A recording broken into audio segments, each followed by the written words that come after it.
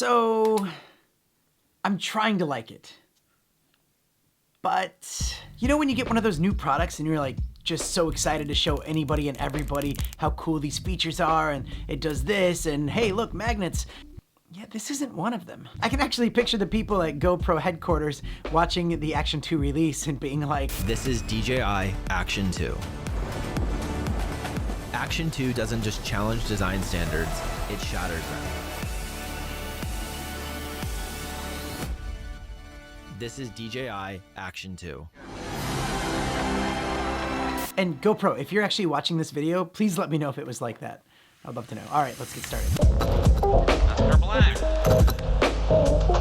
All right, welcome to the channel. My name is Danny Black. I love to review cool gear that comes my way. Also, don't be a stranger. Yesterday's video that I made went off. I mean, for me, that's a lot of views in one day. So thank you so much for watching it and all the love and sharing it as well. So in this video today, I actually want to look at some of your comments and test some things out. And I really don't want to sound like I'm just hating this camera because there are some cool things about it. But I will say that if this was half the price, this could have been a game changer. But DJI, they got greedy. GoPro learned that lesson when they released the Session, and it was just way too expensive. Should have learned from GoPro's mistakes there. It's cool that, whoa, how far can I swim? It's like, you know when you have a pen and you just can't stop clicking it? I keep doing that with this. I don't know why. Now, I don't want this video to be too long, but I'm going to try to address everything I can. If you do want to skip ahead, I'll try to put some detailed time chapters down on that timeline down there so you can skip ahead if you need to. Also, you can check in the description for more info and links and a surprise link. That's always fun. So I actually spent the whole morning out in the city trying to get as many shots and different frame rates, and it was boring. There wasn't anything exciting about filming with this. So I thought I'm just gonna go through your questions in the comments and let's just address those as quick as possible. Ready? And now it's question and answer time with Danny Black. All right, the first question is about the battery life, and the battery life is on just like any other device. It's kind of hard to really define because it depends on how you use it. You know, the higher the resolution, the more it's gonna eat up your battery if you're just recording the whole time. DJI does have a resolution at 1080p that's a power reserve. I will say that after shooting for about an hour on this thing at higher frame rates, the battery module did eventually die, and then I think I had about 30 minutes left on the camera module itself. Another question is, does it split up your files like the GoPro does? Which means if you're shooting like a longer form video using 4K 120 frames per second, it splits it at 3 minutes and 50 seconds, but a 3.7 gigabyte file. The next question is about the SD card, and I will tell you that my favorite SD card, I use it on the GoPro as well, is this one right here. I'll put a link down in the description if you want to see more about it. But the camera itself has its own internal memory, and that's 32 gigabytes, but I think only about 22 usable gigabytes because 10 of those gigabytes is used for its big brain. But when you have it connected, it actually automatically records it to the SD card. So another question is, how strong are the magnets on this? Will it fall off? What you might not know is it does have these little brackets on the side, so when it does connect, you see how it does that?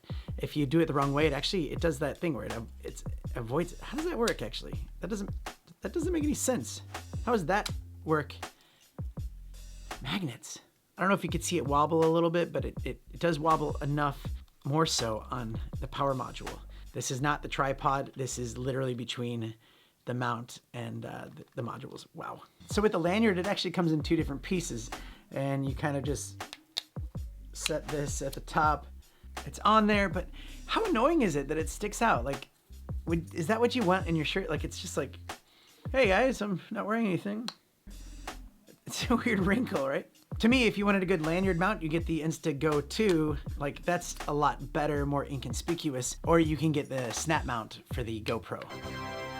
How easy is it to connect to the app? It says searching. I thought I hit connect, but maybe I missed it. Searching, searching, searching, searching. Okay, there we go. Connect.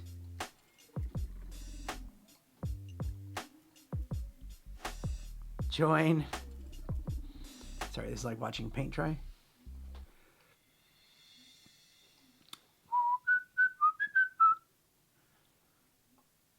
Okay, connected. Now, one thing that might be a positive is with the app, if I hit record, you can actually still see the live preview on the app, and that's a That's actually a good positive. And this was actually another question is, can you live stream on it? And yes, you can. YouTube, RTMP, and Facebook, or Meta, which we'll call it from now on, you can live stream up to 1080p. And you know what? I will give that a try tomorrow, or one of the days coming up. So stay tuned to the channel, ding the bell, and you'll get notified when I do go live, so you can see what the quality looks like. Another question on there is, how do you transfer the files? With the app, you can transfer the files to your phone, or you could simply just put it on your little battery module, and you could plug it in with USB-C, plug this into your computer, and it will actually instruct you on the screen. Do you want this as data, or do you want to use it as a webcam? And you'll actually get 2 folders that will pop up on your desktop, and you'll get the onboard storage, and you'll get the memory card, and then you can drag it from that. Or you can also just take your memory card out and put it in your memory card slot. Whew. And saying webcam, how good is it as a webcam? So it says it can do webcam, but it's not working. And I've tried it on 2 different computers with different operating systems. So I'm just gonna say that's probably an update coming up. I don't know. All right, another quick question is, can you turn off the front LEDs? We can go into the settings and we can scroll all the way down to the bottom, I believe it is.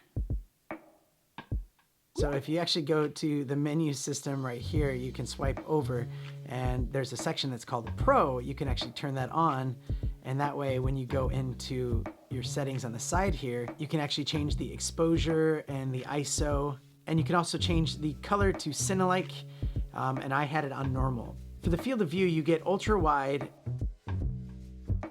and you get wide, and then you get standard de-warped, which is basically wide, and then they try to de-warp it, but I think it does worse.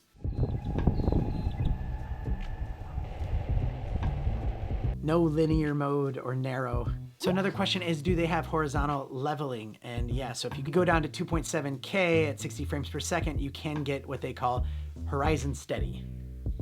And it does what it says, and it looks pretty good. Just check this out. So let's just test this out. I'm gonna spin it.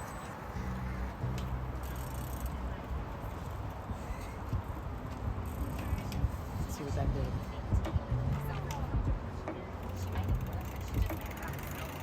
How does it look in low lighting? Well, all right, so this is what it looks like in low lighting. I have it set to 4K, 30 frames per second. I also adjusted the settings so that I could change the shutter speed and the ISO to better suit, low light.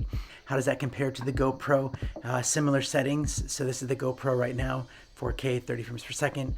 Both of them have stabilization off because that's something you don't want to have on when you're trying to get low light footage. By the way, I'm being really quiet because it's really late at night. But how's that look in comparison? So Luke had the question about lens flare, and just wanted to give you an idea of, if I shine a light on it, how the lens flare is going to look. So just how small is it really?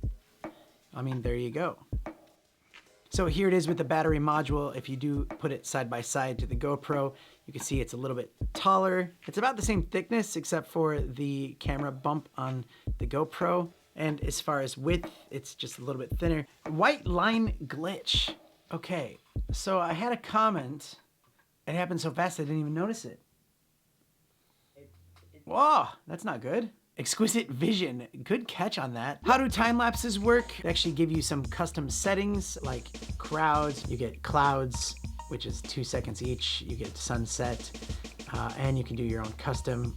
You can also set the format to video, video and JPEG, and video and RAW. How is the menu system, the touch screen? When you kind of play around with it a lot and you figure out where things are, the touch system is pretty responsive. Buttons can be very touchy, so sometimes you can easily turn it off or turn it on. The menu system itself kind of feels like it was made like 2 or 3 years ago. It feels very old. It feels like something you'd see on a cheap action camera. Now, someone had a question about the modules. Like, what do I think of the modules? Is it a good thing or a bad thing? I'm not a fan. It's just a bit cumbersome. It's just another thing that you have to keep with it. The fact that you have to charge with this and you can't just charge directly from this, it's kind of annoying. Like, I don't know how long this kind of thing is gonna last before it kind of maybe, if you're in the beach and you get sand in here, is that gonna be a problem? Can you set custom presets? Now, no. that is kind of an annoying thing about it, is that on the GoPro, I love having custom presets if I'm in low lighting, if I'm doing a star time lapse. With this, you just have to go in and change your settings for every one of them, which seems like a huge step backwards in my opinion. Now, I did get a lot of comments saying, why are you recording at 4K 120 frames per second on that last video? Like I did the whole thing. I know that most people won't be shooting at 120 frames per second every time. When it's by itself and you put it on 120 frames per second, 4K, you will get this little note saying continuous recording time, approximately 5 minutes. When you have it on the power module, that warning is not there. So it should work a lot longer. And I tested it out today. It was 79 degrees Fahrenheit instead of 87 degrees, and it wasn't sunny, it was cloudy. And with this, I was recording for 20 minutes. It got really hot, like really hot to the touch. It is getting hot. You want to feel it? Yeah. Oh, the camera. Oh yeah, wow. Yeah, it gets hot. All right. I think I got through all of the questions that I saw. Hopefully I got them all. If I didn't, you know, leave another comment down here and I'll see if I can check some other things out. Hope this wasn't a waste of time. It wasn't, no. Because we, you know, get to get out, do something fun. I try to think of it like if a family or friend was like, hey, should I buy this? I would tell them no. But if you like this kind of magnetic little contraption in a small body, I would suggest going with the Insta360 Go 2. That's a really good looking camera, especially for like online, you know, social media content. And by the way, I did a whole video reviewing this, so if you want to take a deeper look, I will put that up here. You can check that out, yeah. And it's not like the worst product in the world. I just think that maybe for the price, I think it all boils down to the price. If this was half the price, I would think that this could be a really good competitor. But sorry, DJI, I know you're not watching this, but maybe some of your fans are. I am a fan of your drones. I have a few of them, and also I've had some gimbals in the past, so I know you do some good quality work. This just wasn't, it didn't do it for me, so sorry about that. But anyways, that's it for me. So sorry that this was a long video. This was definitely a long video to edit on my side. And thank you so much for all the likes and shares and even the new subscribers. Thank you for helping this channel grow. Stick around to this channel because I'll be doing a lot more reviews and little tutorials and all that stuff. So appreciate you being here. And if you want to check out my memberships, do check it out. I do some behind the scenes content, live streams, and giveaways for those members. And that's only like around $1 a month. And also I have a podcast where I talk tech, and you should check that out. Gonna have some really cool guests coming up, and those are little live streams we do every week. So do check that out. All right, see you guys in the next one. Mr. Black.